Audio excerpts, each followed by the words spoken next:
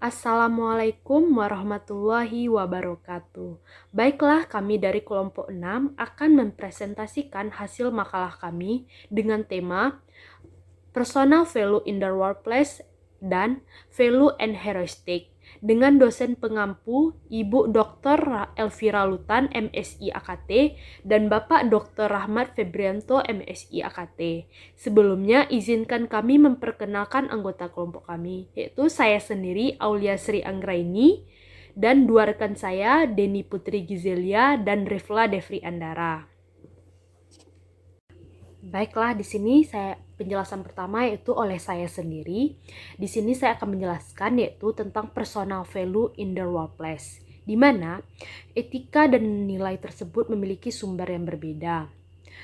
Etika diambil dari buku-buku dan perdebatan di mana teori-teori filosofis tentang benar dan salah yaitu akan diuji, kemudian yang pertama akan diajukan dan diuji. Dan etika tersebut harus dipelajari, sedangkan nilai diperoleh secara informal melalui proses sosialisasi. Namun, dengan perbedaan antara nilai dan etika tersebut, mereka sama-sama berguna, yaitu Rockets mendefinisikan terhadap nilai sebagai yang pertama, yaitu nilai tersebut adalah gagasan inti tentang bagaimana orang harus hidup dan tujuan yang harus mereka cari itu jelas, dan mereka membagikan sebagian besar orang dalam komunitas atau masyarakat, dan mereka hanya mengekspresikan seperti generalisasi dan sering sekali tidak lebih dari satu kata seperti perdamaian dan kejujuran. Karena sangat luasnya, mereka tidak memberikan panduan tentang bagaimana hal-hal tertentu harus dievaluasi. Sedangkan definisi yang kedua, sikap. Sikap yaitu seperti nilai. Sikap itu adalah evaluasi apakah sesuatu itu baik atau tidak. Tetapi tidak seperti nilai. Sikap tersebut harus dievaluasi terhadap hal, isu, orang, ataupun tempat tertentu, ataupun apapun itu. Sedangkan sikap ini karena berhubungan dengan keadaan tertentu dan dapat diubah daripada nilai. Yang ketiga yaitu keyakinan. Keyakinan di sini adalah penerimaan bahwa sesuatu itu benar atau tidaknya, yaitu bagaimana penerimaan itu tidak menyiratkan penilaian tentang apakah itu baik ataupun buruk. Selanjutnya yaitu di mana karya Rockets ini juga bermanfaat untuk membedakan berbagai jenis nilai sehingga mempengaruhi pemikiran tentang masalah etika. Yang pertama yaitu nilai moral.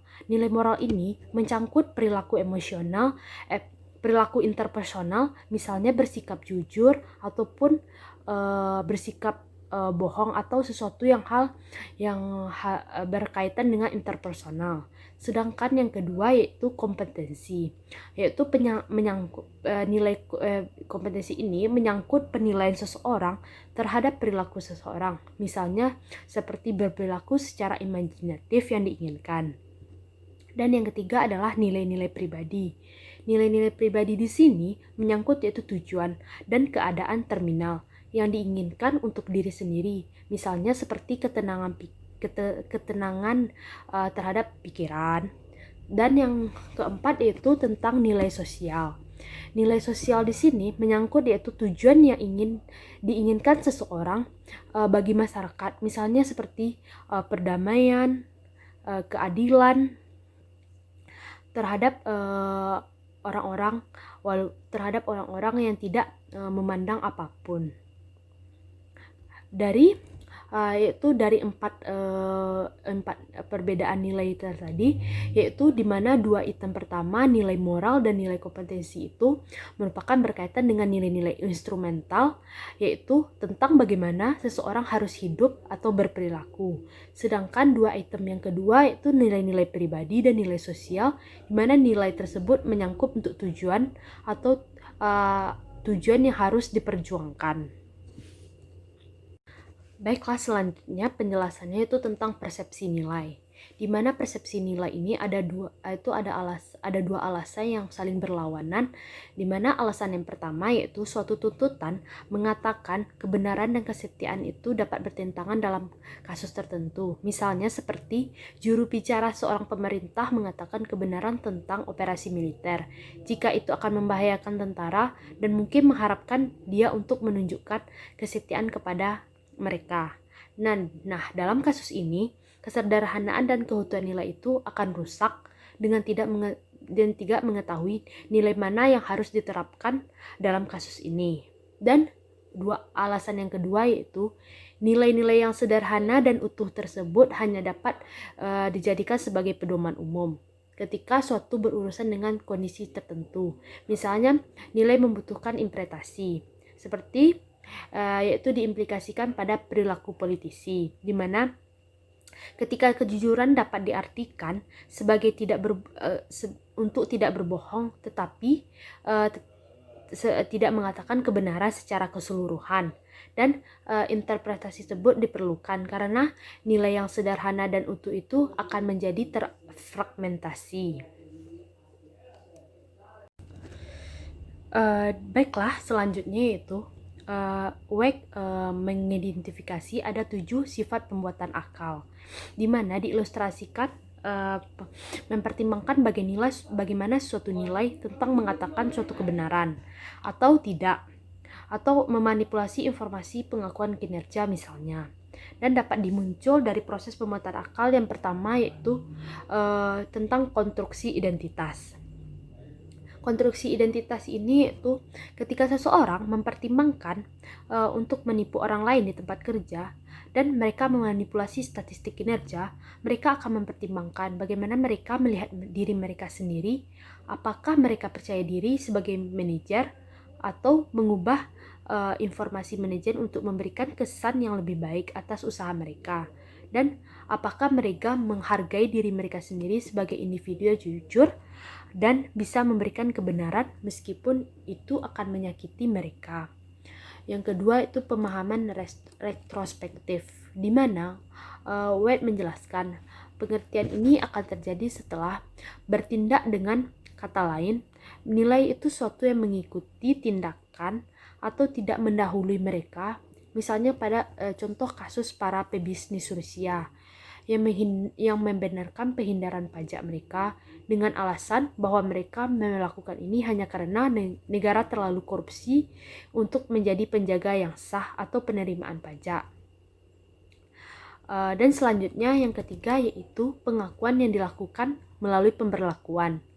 Di sini orang-orang yang memahami suatu untuk mengambil tindakan akan memutuskan atau memanipulasi informasi seperti manajemen kinerja, yaitu mereka melakukannya dengan memilih tindakan yang sesuai dengan lingkungan mereka.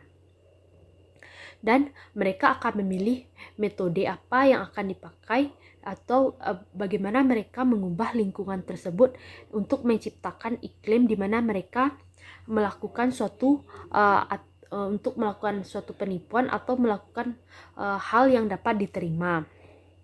Dan yang keempat yaitu tentang pengakuan itu adalah sosial. Di sini dijelaskan jika seseorang berbicara dengan rekan kerja, berarti mereka misalnya tentang apa yang mereka lakukan, maka praktik tersebut merupakan diterima melalui penggunaan yang telah ditemukan bahwa kelompok pekerjaan yang berbeda memiliki persepsi yang berbeda tentang sesuatu yang benar dan salah. Contohnya beberapa kelompok pemrograman, misalnya suatu yang berpikir lebih dapat diterima dari kelompok lain untuk melanggar sesuatu hal. Yang kelima yaitu pengakuan sedang berlangsung, di mana di sini jelaskan pada pengakuan sedang berlangsung ini yaitu ketika situasi berubah. Misalnya contohnya jika seseorang anggota staf diberhentikan karena melanggar hak kekayaan intelektual, maka orang akan merumuskan kembali posisinya tentang masalah tersebut dalam diskusi antara satu dengan orang lain. Yang selanjutnya yaitu pengertian difokuskan pada isyarat yang diambil. Ini menjelaskan bahwa sesuatu orang dalam organisasi akan memperhatikan beberapa hal yang dalam arus peristiwa sehari-hari atau mengabaikan yang lain. Misalnya, isyarat-isyarat yang diambil yaitu menjadi bahan mentah dari mana pandangan itu dan tindakan itu diambil. Dan yang ketujuh, yaitu yang terakhir, pengertian didorong oleh dengan yaitu masuk akal. Di sini dijelaskan proses pembuatan akal didasarkan pada penilaian pribadi, yaitu contoh tentang bagaimana risiko dan manfaatnya. Karena proses penilaian memang baik berdasarkan suatu fakta yang dapat disangkal. Dengan kata lain, orang-orang mengambil suatu keputusan akan dapat diperhitungkan ketika memutuskan suatu sistem manajemen kerja. Mereka berkesempatan bahwa manfaat untuk melakukan hal itu cukup besar dan akan mengungguli kemungkinan ditangkap atau berat hukumannya. Dan dari tinjauan yang 7 tersebut dapat diambil kesimpulan, nilai-nilai dapat dilihat sebagai sesuatu yang muncul dari proses dinamis atau pembuatan akal, serta yaitu menjadi salah satu dalam input proses. Dan di dalam kumpulan nilai yang disepakati dalam organisasi dapat diubah menjadi suatu proses di dalam proses ini. Dan nilai tersebut akan mengekspresikan potensi ketegangan antara keutuhan, yaitu di mana keutuhan itu menginginkan sekumpulan nilai yang dengan konsensual dengan fragmentasi, yaitu kumpulan nilai dipecah dan direformasi. Baiklah, di sini saya akan menjelaskan penjelasan selanjutnya, yaitu mengenai tanggapan orang-orang terhadap nilai, dan pandangan tersebut diklasifikasikan menjadi 5, yaitu pandangan pertama, yaitu pandangan tradisional tentang nilai, di mana dari sudut pandang tradisional, yaitu sebuah kelompok, baik kelompok kerja, organisasi, profesi, ataupun negara ditentukan oleh nilai-nilai yang dimiliki mereka sendiri. Dan nilai-nilai tersebut berasal dari dalam kelompok itu mereka sendiri dan bukan dari luar kelompok mereka sendiri. Dan nilai tersebut itu tidak terfragmentasi dari luar tersebut. Dan pandangan yang kedua yaitu pandangan modernis terhadap nilai, di mana posisi modernis ini yaitu terjadi pada abad ke-20, dan nilai ini telah dicirikan dan terfragmentasi oleh fragmentasi nilai. Namun dilihat dari segi fase peralihan atau suatu perkiraan melalui penerapan nalar, potongan-potongan dapat disatukan kembali, nilai sejati didefinisikan, dan mereka mengambil posisi percaya bahwa nilai itu nyata. Dan mereka menerima penalaran deduktif yang mungkin kebenaran dikembangkan secara logis dan prinsip pertama, ya di mana kaum modernis percaya bahwa nilai dapat ditentukan oleh studi etika.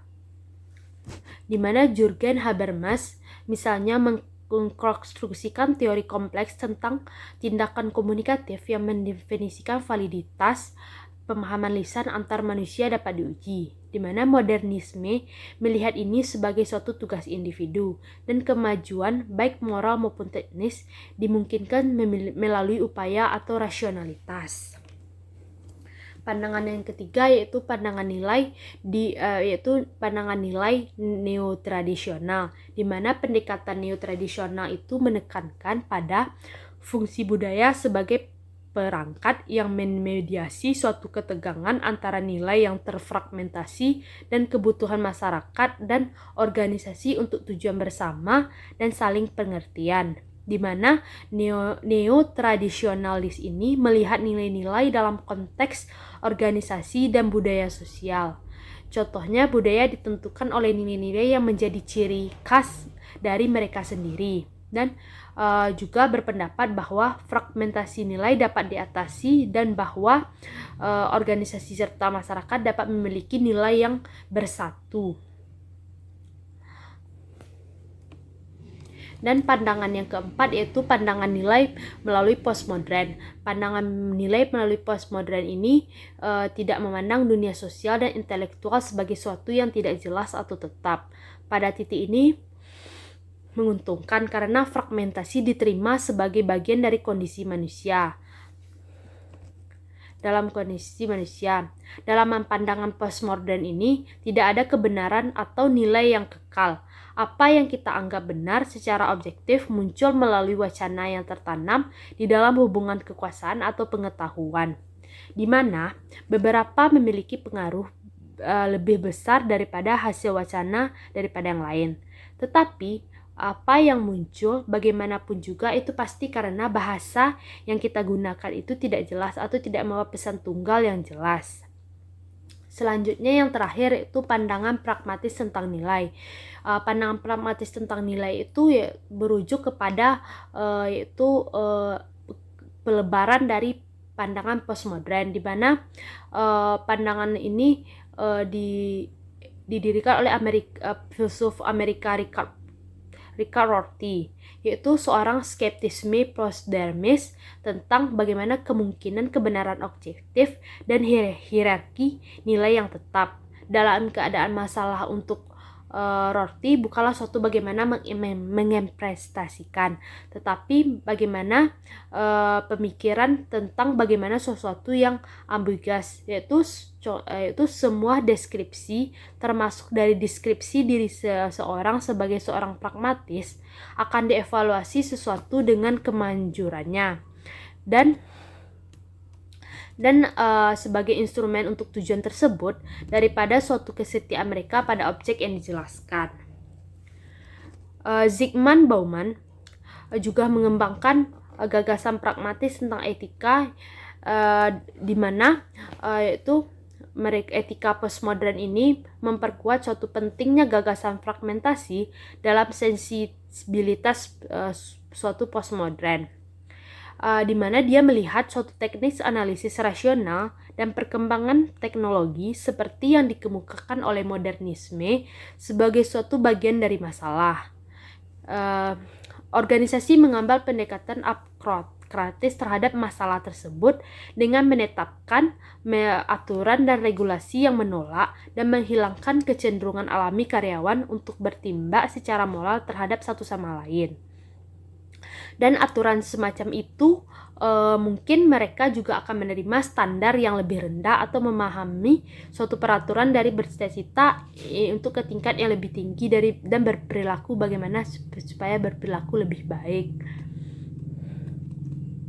Di mana di dalam pandangan nilai sebagai pragmatis ini juga Gustav von mengidentifikasi sejumlah ciri-ciri etika postmodern, yaitu atau lebih dikenal pada ini adalah sebutan dari pragmatis, di mana yang pertama yaitu tidak memisahkan nilai-nilai dan prinsip-prinsip pribadi dari yang ditetapkan di tempat kerja, yaitu cara modernis yang khas untuk mengurangi bagaimana kompleksitas dan ambiguitas itu menjadi suatu keteraturan.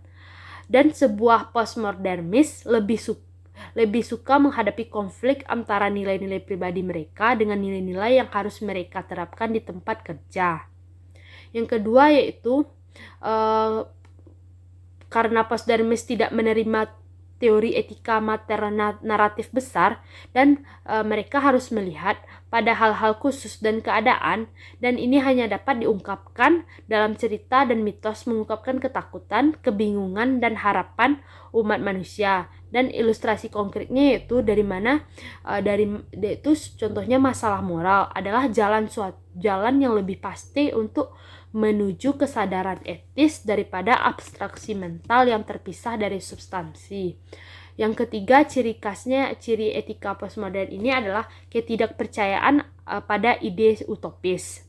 Seperti yang diungkapkan seorang filsuf Bauman, di mana pemikir postmodern menggunakan sejarah sebagai bukti kepercayaan modernis pada pemikiran instrumental dan perkembangan teknologi adalah salah.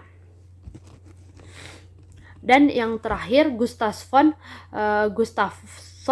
melihat etika postmodern sebagai suatu pencairan yang yang pencairan yang temperate, yang artinya pencarian jawaban etis atas permasalahan etika bisnis dilakukan dengan suatu item pengetahuan yang pasti dan tidak ditemukan jawaban yang pasti. Sekian presentasi dari saya. Selanjutnya akan dilanjutkan oleh rekan saya yang berikutnya. Baiklah, saya akan melanjutkan presentasi dari rekan saya terkait dengan batasan etika dan bahaya peran manajerial. Manajer dapat mengambil salah satu dari 5 posisi dalam pendekatan mereka terhadap isu-isu etis. Bahwa masing-masing memiliki kekuatan etis yang khas tetapi juga bahaya atau batasan etis terhadap etisnya itu sendiri. Yang pertama ada keterbatasan etika para peramal, yang kedua ada batasan etis subjektivis, yang ketiga batasan etis ahli retorika, keempat batasan etika dari orang pendiam, dan yang kelima ada penyeimbang. Yang pertama, keterbatasan etika para peramal. Para peramal ingin bertindak atas dunia atau setidaknya organisasi mereka tanpa kendala, komentar, atau peringatan dari orang lain. Visi etika monokuler mereka berarti mereka dapat melakukan kerugian besar jika visi mereka ternyata salah atau buruk. Yang kedua itu ada batasan etis subjektivis, yang dimana subjektivis itu adalah orang yang meragukan. Mereka adalah kebalikan dari peramal yang sedikit meragukan. Mereka itu mempertanyakan cara melakukan sesuatu, menunjukkan keterkaitan dengan dunia, tetapi hal ini dibalas dengan kecemasan karena dasar pertanyaan mereka terus bergeser. Batasan etis para subjektif adalah bahwa mereka itu tidak percaya pada keberadaan standar etika yang objektif dan berpikir setiap orang harus memiliki pilihan mereka sendiri, sambil mengakui bahwa pilihan individu secara implisit memaksakan harapan pada orang lain. Yang ketiga itu ada batasan etis ahli retorika, di mana ahli retorika menikmati perdebatan di mana sebagai menang atau sebagian harus kalah. Dalam menggunakan istilah retorika ini, kami menyebutkan bahwa istilah itu tidak boleh dilihat secara merendahkan, tetapi sebagai keterampilan umum manusia yang tidak dapat dihindari. Karakteristik bahaya etis dari pendirian ahli retorika adalah perbedaan ekonomi dengan kebenaran atau kebohongan. Contoh bahayanya itu adalah sikap dapat diambil dari wawancara penelitian yang kami lakukan sebagai bagian dari proyek. Selanjutnya, batasan etika dari orang pendiam. Pendiam adalah pengunduran diri untuk mencapai sebuah keputusan. Yang dimaksud itu adalah pelepasan dari masalah etika dunia. Batasan etisnya adalah bahwa manajer yang pendiam tidak akan melihatnya sebagai peran mereka untuk beraktivitas terhadap kesalahan dalam organisasi mereka. Para intelektual menunjukkan bahaya etika ini adalah untuk menggabungkan kebencian untuk berdiri di atas prinsip dengan keyakinan pada ketidakpastian bahasa dan nilai. Pendiam cenderung untuk tidak bertindak melawan perilaku organisasi yang tidak etis. Tindakan yang paling mungkin dilakukan oleh pendiam adalah mengundurkan diri dari organisasi yang perilaku yang tidak menyetujui mereka. Selanjutnya, penyeimbang. Ada 2 peran manajerial, perencanaan budaya dan manajer transaksional, yang menjadi perantara di antara keempat sikap tersebut. Perancang budaya dan manajer transaksional berada pada titik keseimbangan antara 4 sikap tersebut. Masalah etika mereka itu adalah menjaga keseimbangan. Jika perancang budaya kehilangan keseimbangan, mereka akan menjadi lebih seperti subjektif. Jika manajer transaksional menjadi tidak seimbang, mereka lebih cenderung bergerak ke arah sikap ahli retorika. Desainer budaya misalnya mencoba untuk mendapatkan komitmen karyawan untuk nilai-nilai dan misi organisasi sambil tidak menilai nilai karyawan itu sendiri. Value dan heuristik. Heuristik adalah sarana untuk menemukan atau mencari tahu sesuatu. Aturan praktis yang digunakan hampir tidak secara cermat. Untuk menyederhanakan proses pengambilan keputusan, Mereka menggunakan perangkat kognitif yang membatasi kebutuhan untuk mencari dan mengevaluasi opsi selanjutnya.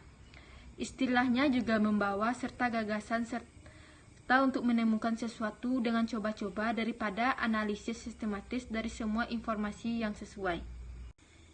Pemikiran heuristik. Ide pemikiran heuristik dapat diilustrasikan dengan membandingkan rasional pendekatan untuk membuat keputusan non-etis seperti memilih mobil untuk dibeli.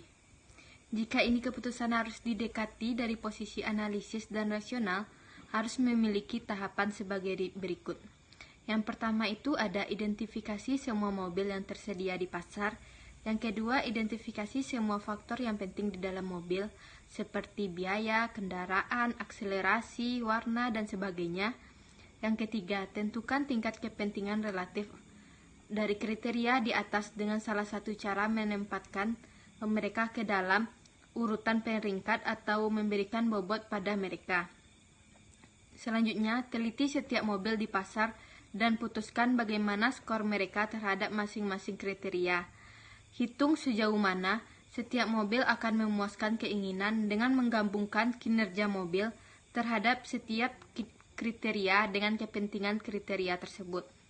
Sehingga mobil yang bekerja dengan baik terhadap kriteria yang lebih penting akan memiliki skor yang lebih tinggi. Selanjutnya, pilih mobil dengan skor tertinggi dalam perhitungan itu. Proses yang baru saja dijelaskan itu adalah utilitas yang diharapkan subjektif. Hal ini karena pembuatan keputusan membuat penilaian pribadi. Dari keduanya, penting bagi mereka tentang mobil dan kemungkinan bahwa setiap mobil pihak khusus akan memberikan nilai tersebut. Itu merupakan proses yang memakan waktu. Sejumlah besar heuristik dapat terlibat dalam memutuskan mobil yang akan digunakan untuk dibeli. Heuristik pengambilan keputusan. Gagasan telah lama dikenal bahwa orang tidak memiliki kapasitas untuk melakukan atau memperoleh dan memproses jumlah informasi yang diperlukan untuk mengambil rasio pendekatan akhir untuk pengambilan sebuah keputusan. Konsep terikat oleh rasionalisme adalah rumusan klasik dari sudut pandang, perilaku pencarian, proses mencari informasi, dan opsi yang diperlukan untuk membuat keputusan. Rasionalitas yang terikat membatasi jangkauan pencari semacam itu. Dia menyadari bahwa solusi ini mungkin bukan yang terbaik atau opsi yang terbaik. Jika pembuat keputusan terus mengidentifikasi nilai pilihan yang lebih baik, mungkin telah ditemukan. Tapi menurutnya, dulu solusi telah ditemukan yang akan dilakukan. Biaya psikologis dan praktis untuk pengambilan keputusan dalam mencari solusi terbaik melebihi manfaat tambahan solusi terbaik yang mungkin tidak ditemukan. Selanjutnya ada heuristik lainnya. Sejumlah besar heuristik diidentifikasi dalam Hogarth, hanya beberapa saja yang disebutkan. Di antaranya yaitu ada 3 dasar prinsip heuristik itu. Yang pertama, minimalitas, yaitu pilih salah satu dari 10 isyarat secara acak. Yang kedua ada ambil yang terakhir. Pilih isyarat mana yang bekerja dengan baik, terakhir kali keputusan semacam itu akan dibuat. Yang ketiga, ambil yang terbaik. Dalam strategi ini, beberapa informasi tentang rehabilitas dan kegunaan isyarat digunakan untuk memutuskan isyarat mana yang mungkin paling banyak memberikan jawaban yang akurat. 3 strategis pencarian lainnya, semuanya didasari dengan modal rasional. Yang pertama ada aturan Franklin, yang kedua ada aturan Dave, yang ketiga ada regresi berganda. Baiklah, sampai situ penjelasan saya. Penjelasan selanjutnya akan dilanjutkan oleh rekan saya. Terima kasih kepada penyaji sebelumnya. Baiklah, di sini saya akan melanjutkan presentasi kelompok kami, yaitu tentang nilai sebagai heuristik dalam penerapan etis. Pada bagian ini, kami ingin menjauh dari apa yang ditetapkan dalam literatur dan untuk berspekulasi tentang bagaimana heuristik cepat dan hemat dapat diterapkan pada etika pengambilan keputusan. Argumennya adalah bahwa heuristik beroperasi dalam pembuatan keputusan etis dan nilai-nilai itu adalah dasar dari heuristik ini. Ada 4 emosi moral telah diidentifikasi oleh Haidt tahun 2003 bahwa sekali ditimbulkan oleh suatu peristiwa, bertindak sebagai pemicu atau menciptakan kecenderungan untuk bertindak di cara khusus, yaitu yang pertama pengutukan lainnya, seperti penghinaan, kemarahan. Yang kedua sadar diri, seperti malu dan bersalah. Yang ketiga penderitaan lainnya, kasih sayang. Dan yang selanjutnya pujian lainnya, seperti terima kasih dan ketinggian. Jika emosi dan norma sosial dapat bertindak sebagai heuristik, maka mungkin saja itu terjadi nilai-nilai juga bisa melakukannya. Itu karena nilai sangat erat kaitannya dengan emosi dan norma sosial. Selanjutnya yaitu tentang bagaimana nilai digunakan sebagai heuristik. Sejauh ini argumennya tampak langsung. Nilai-nilai itu sederhana, tetapi dipegang teguh keyakinan seperti pentingnya kejujuran. Orang disarankan menggunakan nilai sebagai filter untuk mengurangi jumlah informasi yang mereka perhitungkan saat membuat keputusan. Nilai dapat bertindak sebagai heuristik yang cepat dan hemat untuk membatasi jumlah perilaku pencarian. Yang kedua, nilai heuristik dan pengaturan prioritas. Alokasi sumber daya adalah bentuk tertentu dari pengaturan prioritas. Ini melibatkan pengambilan keputusan mana yang lebih penting dan mana yang kurang. Pada bagian ini dikatakan bahwa jawaban yang benar untuk masalah penetapan prioritas tidak dapat ditemukan secara teknis. Penetapan prioritas adalah soal nilai. Orang yang mengatur prioritas memiliki untuk memutuskan nilai mana yang akan mereka gunakan untuk menentukan kepentingan relatif. Apakah serangkaian prioritas tertentu adalah benar atau salah tergantung pada nilai yang digunakan itu. Dan yang ketiga yaitu nilai heuristik alokasi sumber daya. Masing-masing dari 6 heuristik nilai untuk alokasi sumber daya akan dijelaskan oleh referensi ke informasi yang diberikan kepada pembuat keputusan di Monkband dan Fairview. Yang pertama yaitu utilitas. Utilitas adalah nilai yang berkaitan dengan mengalokasikan sumber daya dengan cara memaksimalkan kebaikan bersama atau dampak menguntungkan dari layanan. Yang kedua, kelayakan. Ketika sumber daya didistribusikan sesuai dengan heuristik kelayakan, alokasi yang menguntungkan diberikan kepada yang pertama dan bagian yang tidak menguntungkan kepada yang terakhir. Kelayakan adalah konsep Edwardian.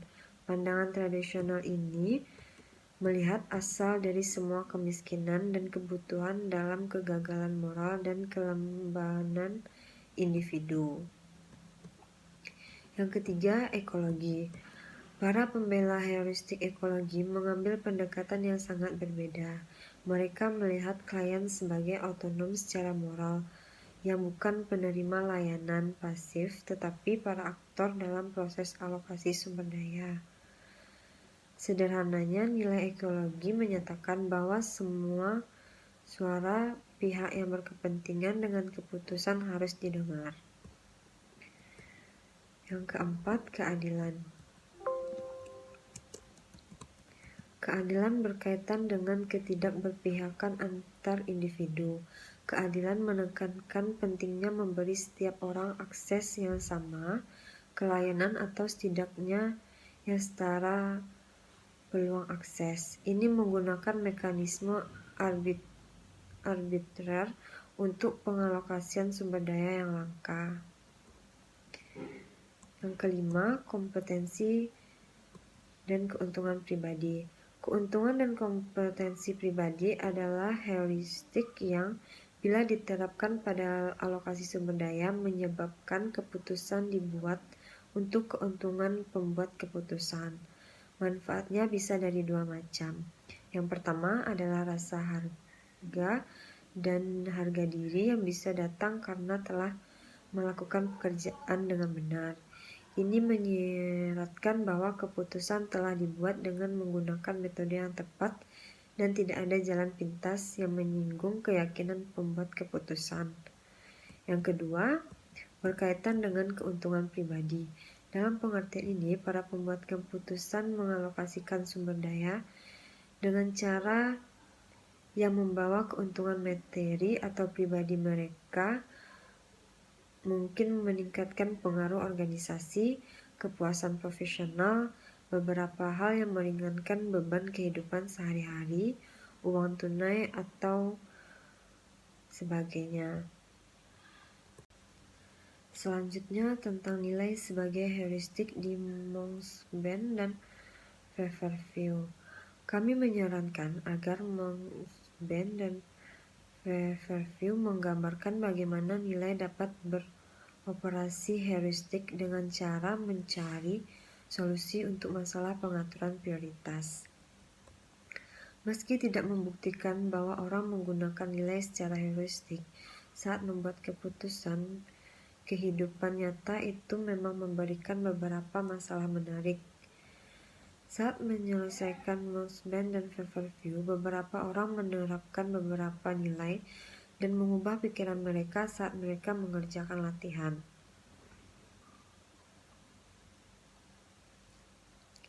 Kompleksitas Mongsben dan Feverview muncul dari fakta bahwa aplikasi perbedaan nilai mengarah pada kesimpulan yang sangat berbeda. Utilitas akan mempengaruhi ketidakada yang dihabiskan untuk Mongsben. Kebutuhan individu tentu mengarah pada yang besar jumlah yang dihabiskan untuk itu. Selanjutnya yaitu integritas dan loyalitas sebagai heuristik nilai. Ada dua nilai yang akan diperdebatkan memainkan peran penting heuristik untuk memutuskan apa yang dipikirkan, dikatakan, dan dilakukan dalam masalah etika. Mereka yaitu integritas dan loyalitas. Komitmen terhadap loyalitas atau integritas dapat bertindak sebagai heuristik untuk memutuskan apa yang harus dilakukan dalam suatu situasi. Integritas diartikan sebagai mendasarkan tindakan pada penilaian yang masuk akal dan mencari kesatuan atau keutuhan pikiran dan tindakan. Sarjan abad pertengahan Aquinas setelah Aristoteles berpendapat bahwa praktik kebajikan menuntut orang untuk bertindak secara sadar, sukarela, dan menutup prinsip atau kebiasaan tetap. Winston Leiden dan Woodall merefleksikan gagasan ini ketika mereka memperdebatkannya. Pengembangan integritas didasarkan pada penilaian etis dan rasa tanggung jawab, pengembangan kebijakan yang sesuai. Oleh karena itu, integritas ditentukan oleh refleksi diri dan kesadaran pemiliknya. Baiklah, itu hasil presentasi kami. Saya kembalikan kepada moderator. Baiklah, itulah hasil presentasi dari kelompok kami. Apabila ada kesalahan dan kekurangan, kami mohon maaf. Assalamualaikum warahmatullahi wabarakatuh.